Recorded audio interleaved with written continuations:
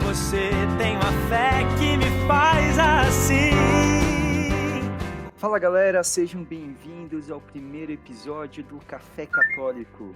Esse podcast aqui pra gente falar de alguns temas da igreja, histórias que vivemos dentro da igreja, ou às vezes são uns papos malucos, assim, alguns jovens católicos. Eu me chamo José, sou seminarista da Diocese de Joinville, e tem aqui comigo alguns convidados, alguns participantes pra gente falar hoje um pouco sobre aquela visão que as pessoas têm sobre o católico. Afinal, o que é este ser católico? Como que as pessoas percebem isso no mundo? E para ajudar nisso, temos aqui a Bruna. Alguém além de mim tá tomando café? E também Marci. Não tô tomando café e o primeiro estereótipo que eu quero romper é que as pessoas que fazem matemática não são calculadoras. E para fechar esse time, Pedrinho. Salve galera, ó, meu nome é Valdir Pedrinho, né, mas só que a maioria me conhece como Pedrinho. Eu tô aqui exatamente o oposto do Batman, totalmente sem preparo, e eu sou o cara quieto da trupe. E uma coisa que o José falou, a gente não é convidado não, José, a gente vai ficar aqui todos os episódios. Droga, já queria tomar Pra quem se perguntou, é Pedrinho mesmo, galera. Eu queria tomar o podcast pra mim, mas eles já perceberam o plano, então não vou poder utilizar deles para o meu plano. Mas então aqui, né, estamos aqui pra falar, né, desses estereótipos, né, como eu falei, às vezes a gente tem quando a gente não participa, antes de participar, né, nem todo mundo vive na igreja desde novo, né, ou mesmo quando novo, mas antes de ter uma participação ativa, tem uma visão assim meio maluca, mas a gente já pode começar talvez falando um pouquinho ali do estereótipo que a Marcia falou ali, quem faz matemática, que não é uma calculadora. É aquele esquema, né? Você faz matemática, vai lá, se mata pra provar os teoremas, pra provar que as fórmulas que os engenheiros usam estão corretas, para as pessoas chegarem pra você e perguntar tudo que é conta de cabeça. Gente, na prova eu faço até 2 mais 2 na calculadora, gente. Não é assim que funciona. Eu tenho que pedir desculpa pra Marcia, porque eu sou o estereótipo eu era o estereótipo do cara que era bom em matemática e fazia conta de cabeça. Então, desculpa aí, Márcio, eu reforcei esse lado. José é uma ofensa pra qualquer ser humano que tem problema com matemática. Então, mas não é realmente exatamente isso, mas isso é um exemplo de estereótipo, mas aqui hoje nós queremos focar nos estereótipos do católico. Afinal, como que as pessoas pensam sobre o católico? Qual que é a visão do católico? O que é o católico? A gente pode começar falando dos estereótipos. A igreja não é formada só por padre. Isso é importante. A pessoa olha pra igreja católico, é o padre, é o clero. Sim. E não é assim? O padre manda na igreja, né? O padre manda na igreja em tudo. O padre manda, ele Não, manda. quem manda na igreja é o Papa. Não, e aí vem uma coisa importante que eu acho que se associa a isso. E que eu pensava por muito tempo. Que a gente pensa. Mas eu pensava que todo o dinheiro que a gente deixava na igreja ia tudo pra conta do padre. Sim. Eu acho que esse é um clássico, assim, né? E eu pensava muito isso quando era criança. Então, pra mim, é isso, a gente pagava pro padre. Cara, o padre vivia daquilo, né? Então a gente pagava pra ele. Mas é óbvio, não é? Tanto que não me surpreende, umas 2 semanas atrás, umas missas atrás, o meu pároco, o padre Anderson Pitts, foi ter o sorteio do dízimo, e ele falou que queria tirar o nome dele pra ele ganhar um frango. E o pessoal ficou indignado. Ele disse, gente, mas eu sou dizimista? É verdade, isso é o que as pessoas sabem. E... Quando tem os sorteios aqui na minha paróquia também, o padre, cada vez que sorteia alguém que é mais ativo, assim, de alguma forma, ele sempre fala, gente, quem trabalha na igreja também é dizimista. Eu acho que esse estereótipo até vale para outras pessoas que trabalham na igreja. Isso que a Márcia até falou me lembrou uma vez que eu tive que esclarecer para a turma de crisma que eu dava catequese que eu não recebia salário para ser catequista. Tem isso também. Eles de fato achavam que eu era um empregado da igreja, que eu tinha um salário, carteira registrada, que eu recebia um salário para dar catequese para eles, né? E por isso... Geralmente quem recebe, o povo acha que é voluntário. A secretária, responsável por abrir e fechar, tem seu salário lá também. Aí as pessoas acham que são voluntários. É um negócio bem trocado, assim. É complicado. Agora, você que já foi catequista, eu vou dizer que você poderia ter um emprego na Espanha, porque em algumas paróquias da Espanha, o catequista é remunerado. Partiu, Espanha! Para os nossos ouvintes que sonham você que sonha em viver na Espanha aí, né? Aí está a oportunidade. Começa a estudar o catecismo bastante e se prepara. Prepara o espanhol e prepara o seu plano de mudança para a Espanha.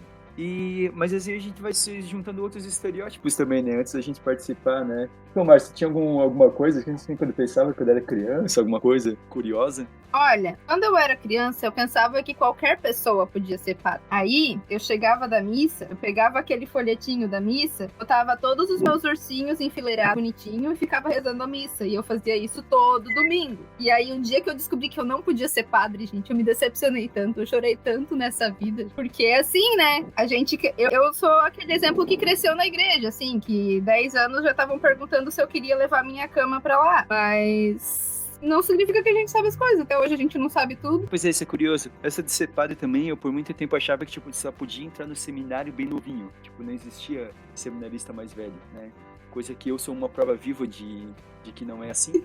Mas eu achava que, tipo assim, ou você entrava bem novinho pra virar padre, ou você não podia, assim. Não podia ser entrar mais tarde, assim, né? A criança lá com 8, 9 anos já morrendo porque ele não sabe o que vai fazer da vida, mas eu não sei se eu quero ser padre, mas se eu não entrar agora, eu nunca mais vou poder ser. Era tipo isso. Pra mim, quem queria ser padre, eu sabia desde pequenininho, era todo mundo assim. Entrava no vinho e deu. Eu achava. Tem isso também, né? Né? Das vocações. As pessoas acham que a vocação aparece num letreiro, num outdoor, assim, na esquina, um dia desses, e tu simplesmente descobre qual é a tua vocação. Pois é. Eu acho que vocação é só da religiosa. É verdade, é também. bem isso. Tipo, as pessoas pensam que a vocação você só vai à vida religiosa e não encaram o matrimônio, né? Que você tem que ter vocação no matrimônio também. Mas se você decide... Você chega pra pessoa, e aí, qual é a tua vocação? A pessoa, não, eu quero casar. Exatamente, isso é um desespero, assim, né? Eu comparo também muito, eu sempre brinco com os jovens que bate um desespero, Que o jovem, ele não acha que, tipo, ele pode visitar uma vez o seminário, ou o homem, né? Ou a mulher visitar uma vez um convento, tipo, sei lá, ela vai ser amarrada e vai ser obrigada a ser padre, ser freira. Nunca mais pode sair. Tipo... Não. Nossa, Basta uma visita, já era. Não pode nem ver a família mais. Mas já que a gente tá falando de estereótipos, José, conta aí como é a sua vida de clausura, assim, que você não pode fazer nada, você não pode se comunicar com ninguém. Qual mais vai Conta pra galera que tu tá gravando esse podcast escondido, porque isso é contra as regras. É que tu tá no subsolo ali do seminário, né? Tipo... Então... No túnel que tu cavou. Tecnicamente, ninguém do seminário sabe que eu tô gravando esse podcast. Então, algum momento eles vão descobrir, porque isso vai se espalhar, né? Eu espero que se espalhe bastante. E vou Amém. gravar um podcast, mas eu estou aqui. É engraçado porque no momento parece que tô num clima de clausura, porque eu fechei toda a janela, que tá um sol forte aqui em Brusque. Tá um sol forte hoje, mas eu tô tudo trancado pra abafar o som. E tô sem ventilador, porque eu não quero que dê barulho, então, tipo, tá um negócio começando a ficar meio tenso aqui. Mas... É pra tu já ir se acostumando com a clausura. Ao contrário do que algumas pessoas pensam, né? O seminário a gente faz de tudo, né? A gente joga bola, a gente trabalha, a gente estuda, a gente... Vocês lavam louça? Se não estivéssemos numa pandemia, a gente poderia sair, né? Mas como a gente tá numa pandemia, então a gente tá ficando mais... Clausura, na verdade, boa parte do país tá vivendo em clausura, né? Então, tem essa ideia de que no seminário, né, a pessoa fica só rezando ali, né? Fica rezando o dia todo. Não, a gente tem muita inspiração. As louças, elas se lavam sozinhas, assim, magicamente? Olha, bem que eu gostaria. A gente fica sem torcida pra não cair domingo, porque se a gente cai na louça do domingo, daí é triste mesmo. Porque daí o almoço atrasa. É pagar a penitência. O almoço atrasa e a louça de domingo é sempre caprichada, né? É aquela louça que vai. A gente em 4, né? Com a equipe de 4, 5, a gente leva 1h30, às vezes, pra lavar, né? A louça de umas 20 pessoas. Nossa, de 1 hora. Tranquilinho. Mas assim, aqui a gente faz de tudo, né? Inclusive, por exemplo, tava jogando um board game aqui, né? Um jogo de tabuleiro agora antes do almoço com o pessoal. Então, a gente faz de tudo. Mas realmente tem muito essa visão, né, estereotipada do seminarista, né, dos religiosos de maneira geral, né? O religioso não pode fazer nada, né? Mas já que tu vive assim com um monte de padre, né? Os padres só usam roupa de padre, né? Não tem outro tipo de roupa aí dentro, né? No seminário. Alguns levam um choque, né? Na verdade, né, a igreja pede para o padre usar uma roupa digna, né? Mas não é ninguém obrigado a se vestir de uma maneira específica, né? Mas, principalmente umas velhinhas, assim, às vezes toma um choque se vê o padre com uma roupa um pouquinho diferente. Mas eu lembro da primeira vez que eu vi um padre, me chocou, tá? Eu estava na missão do Jesus na praia, primeira edição, na praia de Itapuá, os 2 padres sem camisa. Mas eles estavam na praia, sem entrar no mar. E eu fiquei assim, meu Deus, o padre fica sem camisa? Passei por essa situação já também. Aí as pessoas olham assim, meu Deus, como assim? É tipo o professor quando os alunos descobrem que debaixo do jaleco tem tronco, coxa, as pernas, né? Eles acham que é só braço, perna e jaleco. Meu, cara, isso é muito verdade, Márcia, porque assim, Não é uma entidade que se materializa na escola? eu ia falar isso, Oi? O professor é o padre, o professor e o padre, eles passam por uma coisa parecida. Principalmente quando a gente é criança, eles são entidades que se materializam naquele lugar, né? O professor existe na escola e o padre existe na igreja. Você não existe em outro local, essas pessoas. Meu, tu quer ver encontrar aluno no shopping? Meu Deus, aquela lá é minha professora. O aluno a 5 quilômetros de distância gritando e todo mundo descobre que você é professor naquele ambiente. Professores. Quando faço de conta, não conheço. Tenho medo de meia dúzia, pelo menos. Não, pra não encontrar. Mas é bem isso. Porque, imagina. Não pode ir, não existe vida social. Não existe vida social de religiosos. Final de ano, assim, fechamento mesmo, não existe mesmo, mas aí é outros 500. Mas aí é outra história, né? O padre às vezes também se enfia. Também já me perguntaram, conhecerem você, mas assim, os teus livros e histórias, o Harry Potter, Senhor dos Anéis, você não lê, né? Olha, isso eu acho que quase valeria um episódio à parte. A gente fala só de literatura. A gente pode dar uma pincelada hoje, né? Porque também tem aquele estereótipo pra ser católico, você tem que fugir de todo mundo, né? De todo mundo exterior, né? Tipo assim, nossa, não pode ter contato com mais nada, né? Tem que viver numa bolha, assim, de existência, né?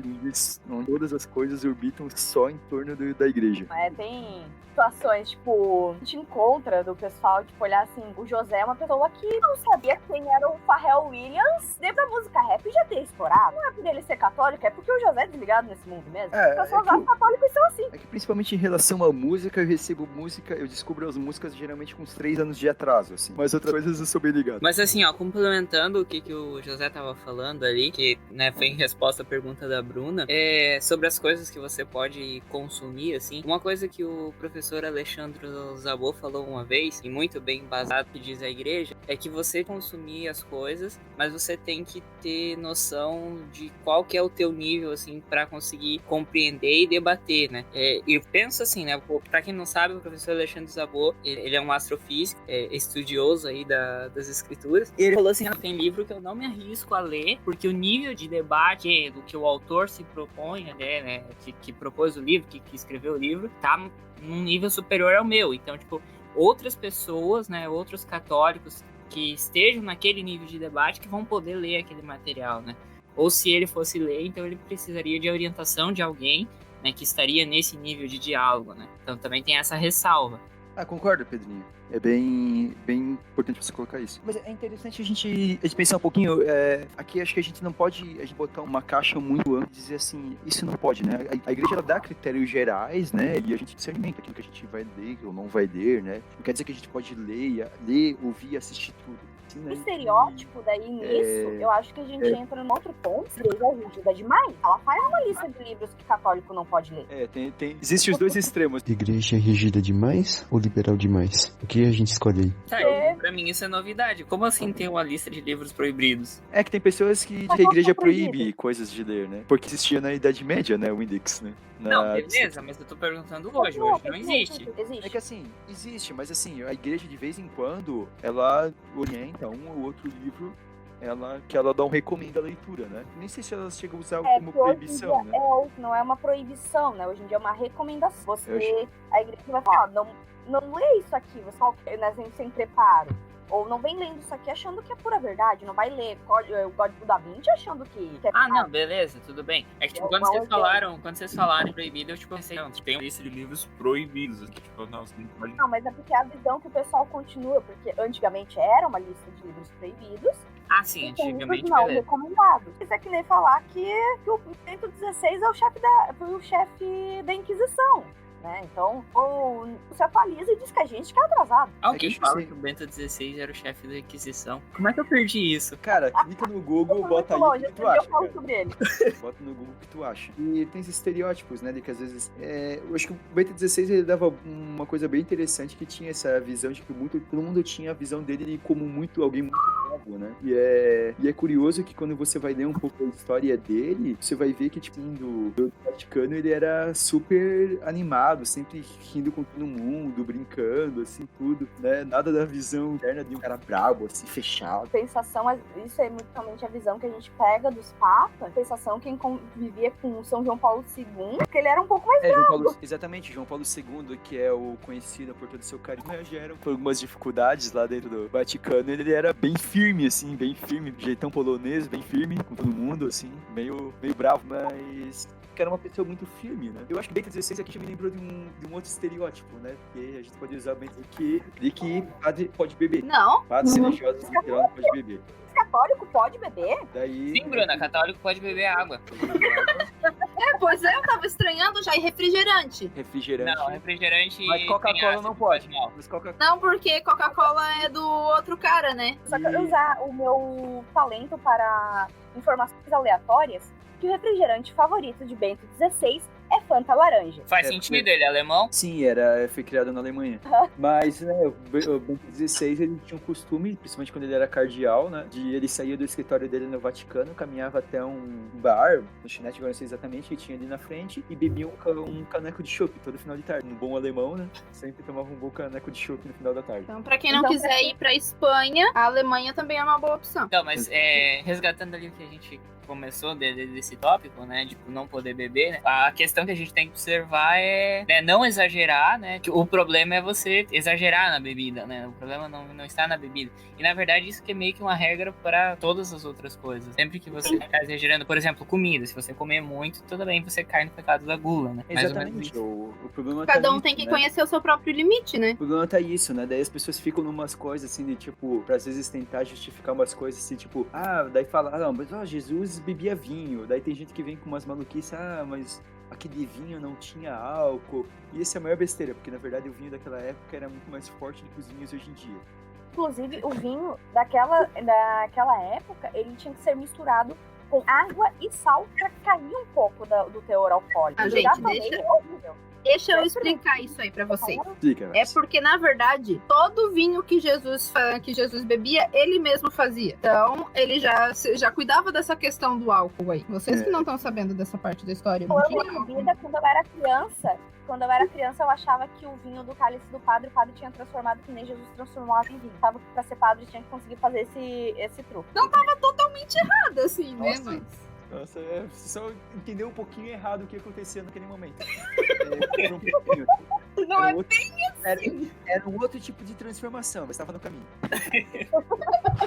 Só errou um Eu vou pouco. entender que o vinho tava pronto quando vinha coroinha. Mas o que mais vocês têm de estereótipo aí? Alguma coisa que vocês já ouviram, talvez, de... Uma Padre coisa, né, sem rede social. Pessoas às vezes se surpreendem com essa informação. Uma vez eu falei que eu ia mandar um WhatsApp pro padre, a pessoa me olhou assim, tipo, padre tem WhatsApp? Aí quando eu contei pro padre, ele falou, as pessoas acham que a gente vem com as anteninhas também e todo aquele kit de ET, mas não, eu expliquei pro meu amigo, falei, olha, o padre tem WhatsApp, ele também Mas, tem Marcos, boca, olhos, nariz. Mas, Marcos, faz todo sentido o padre não ter WhatsApp, porque ele já tá acostumado desde o seminário vivendo a clausura, né? Por que agora ele vai ter WhatsApp? Vai ser muita confusão pra cabeça da pessoa, não sabe como mexer na tecnologia. Agora, Não, mas e eu assim, vou ó, dizer que... imagina, vocês têm que ver, tem um seminarista que tá trabalhando agora aqui em Joinville, o irmão René, ele tem um TikTok. As pessoas surtam no TikTok, nos comentários do TikTok dele. Tipo, meu Deus, Irmão você tem um René. TikTok. O irmão René está ganhando fama internacional. Eu quero deixar E é registrado que eu conheci ele antes da fama, tá? As pessoas estão Ok. chamando ele já de padre, ele ainda não é. Então, É porque ele disse que ele cansou de tentar explicar pras pessoas, então só quando alguém pergunta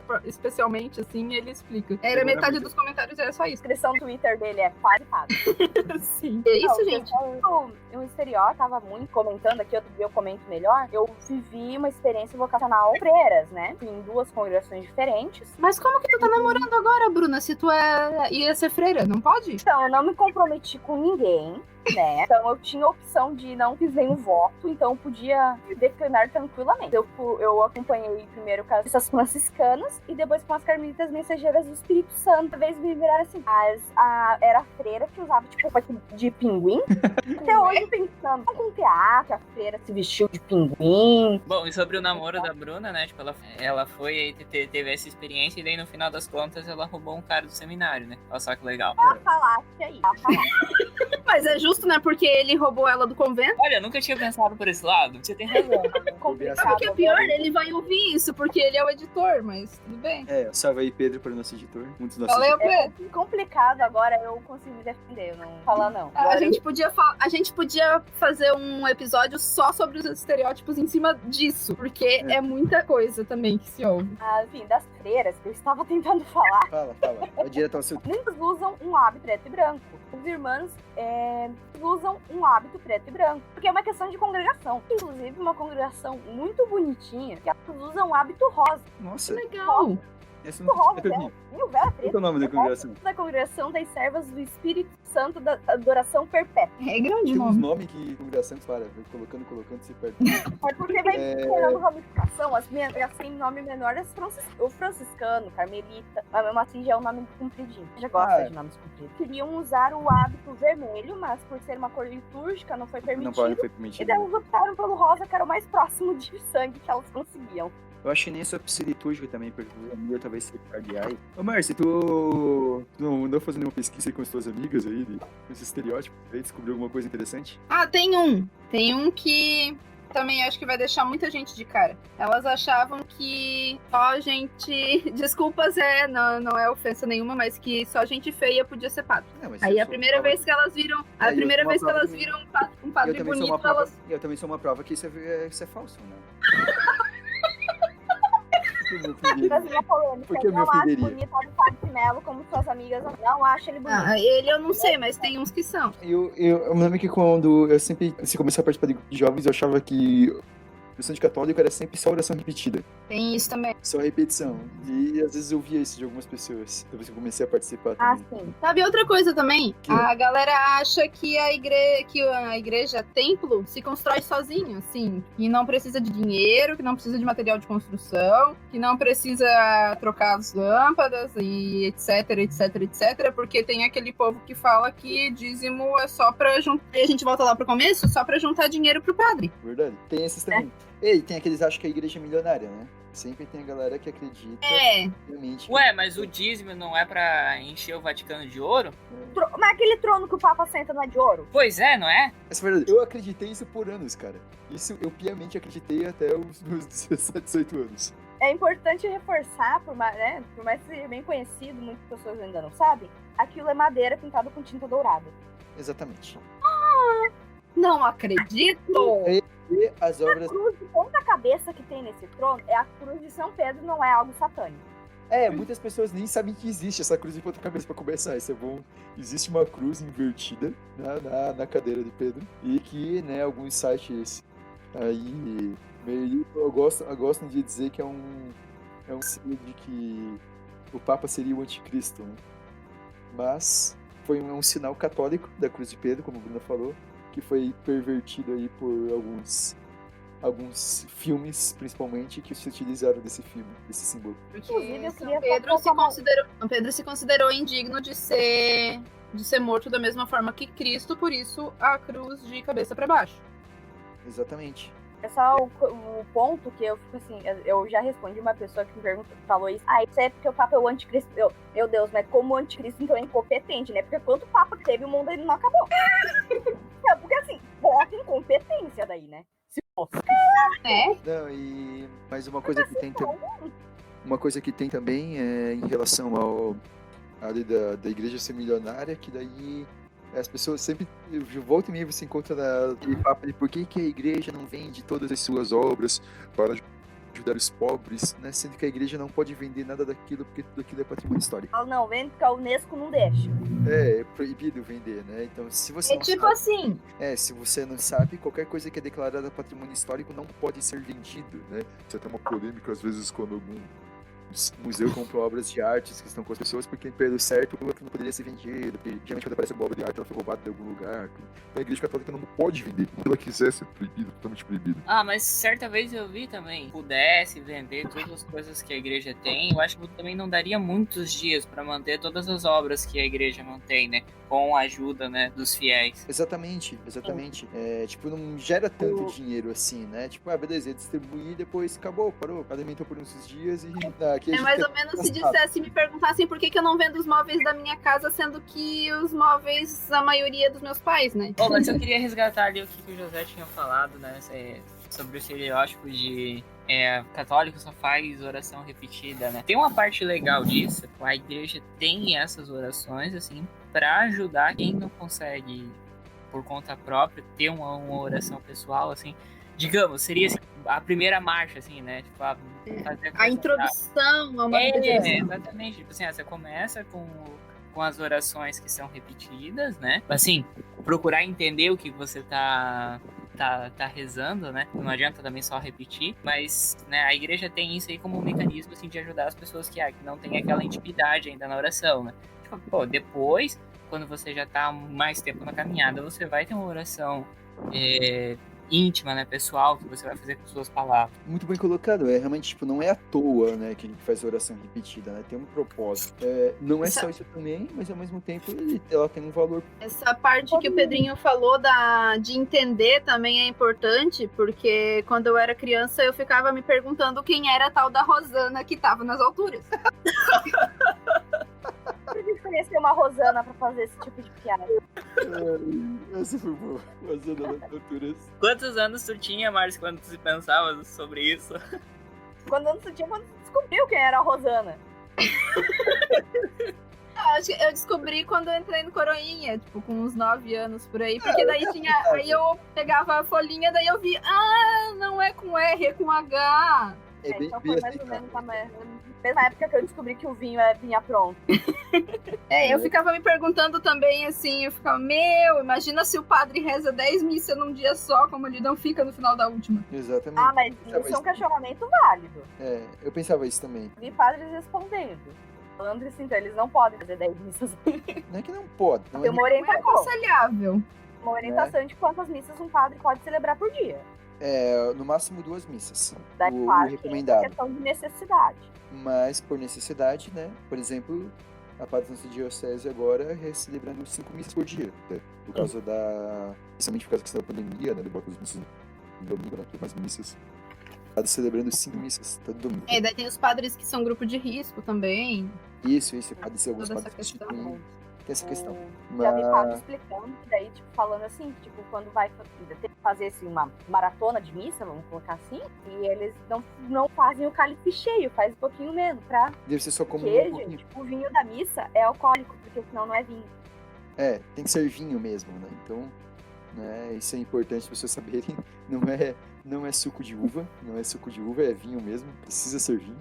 Sabe o que eu me perguntei agora? E se o padre for intolerante ao glúten, tem uma hóstia específica pra ele? Porque eu sei, por exemplo, eu conheço quem tem o seu próprio cálicezinho e pega um pouco do vinho. Exatamente. Como pela intolerância. intolerância. Realmente, é separado. Daí comunga só o vinho separado. Só o sangue, né? Separado. Agora, realmente é uma boa pergunta. Eu não sei exatamente assim. Vamos pesquisar e no próximo a gente dá um retorno. Eu só quero fazer uma observação, porque eu já vi isso acontecer, tá? Falar quem é celíaco, que quisesse fazer a comunhão, cálice, tudo. Eu formado quem é celíaco é porque a pessoa tem uma doença, tá, gente? Você não pode optar por beber só do vinho porque você acha mais legal. Assim, observação. Já tentaram com paróquias da nossa diocese. Beber por deixar bonitinho. O padre me contou. Jesus Cristo. Afinal de contas, a igreja, ela é super liberal, né? Exatamente.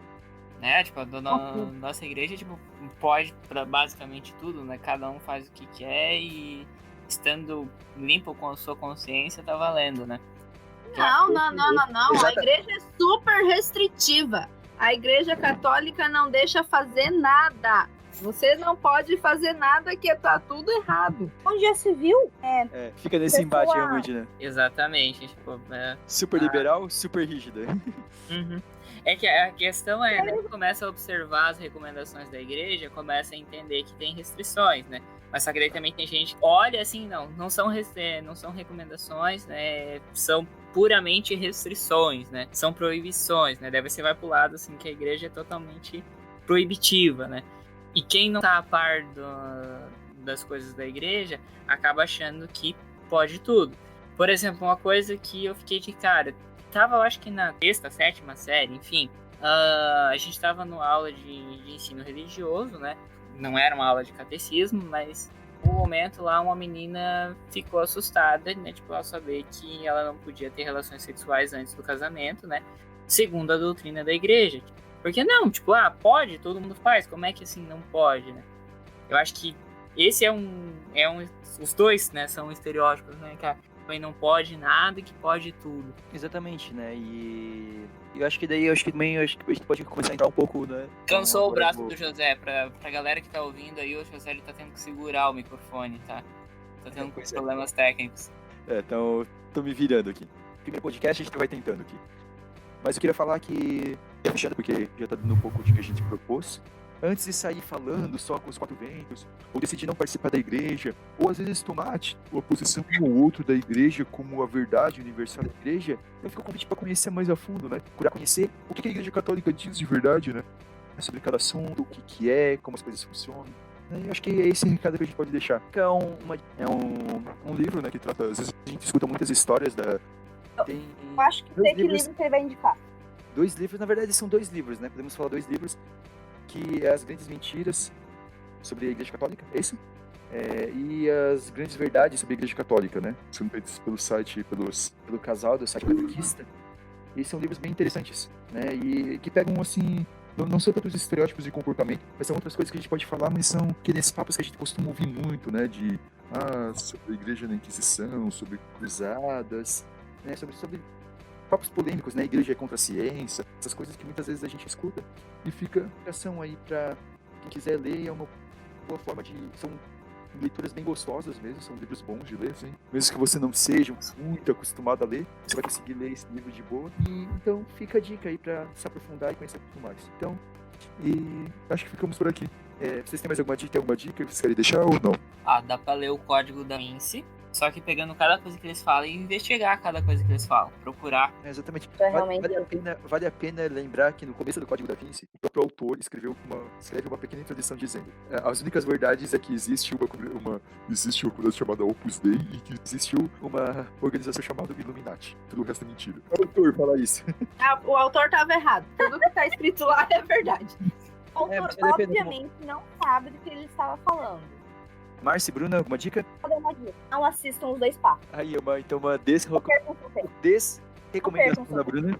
Uma recomendação pra você poupar o seu tempo. Vai ler o livro que o José recomendou. Vai ler os livros. Não Coisa perde bem tempo com interessante.